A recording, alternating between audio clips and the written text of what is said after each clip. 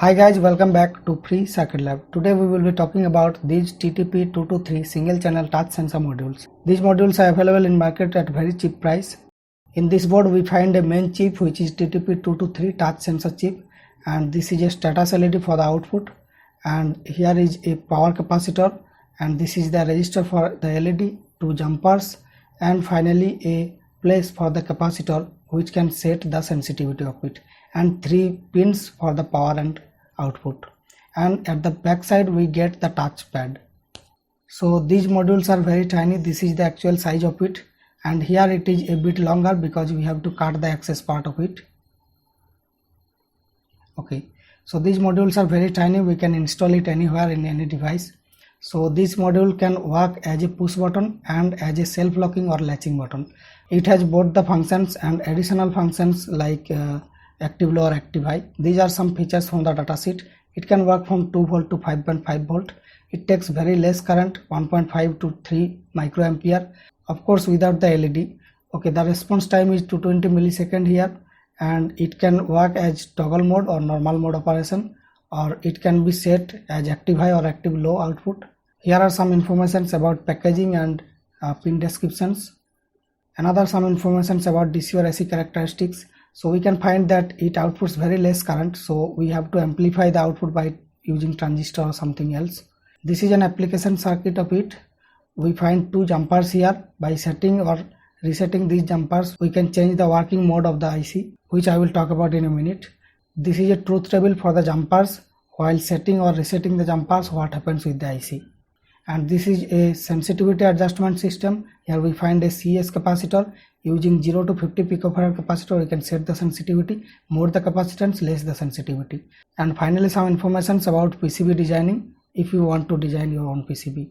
Okay, let's power it up. So before that we have to make sure that the polarity is okay, because it does not include any polarity protection. A wrong polarity can kill the IC. So as you can see, it can work as a push button. Here if I touch this, the LED glows. That means it is active high. When I activate it, the LED is high. Without activation it is low, so it is active high output. Okay, here we find two jumpers, jumper A and jumper B. We will first check by connecting jumper A and check what happens. Okay, let us connect the jumper A and let's power it. And as you can see, the LED is always on except when I touch it. If I touch it, the LED is off, so it is active low. When I activate it, it gets low, so it is active low output. Okay, let us connect the jumper B and see what happens with it. Okay, jumper B is connected. Now let's power it. Okay, as I power it, the LED glows, and if I activate it, the LED turns off or turns on and locks itself in this mode. That means it is self-locking or latching, you can say. So it is a latching mode. You can use it instead of a latching button or something like that. If I power it for the first time, the LED is on. That means it is active low.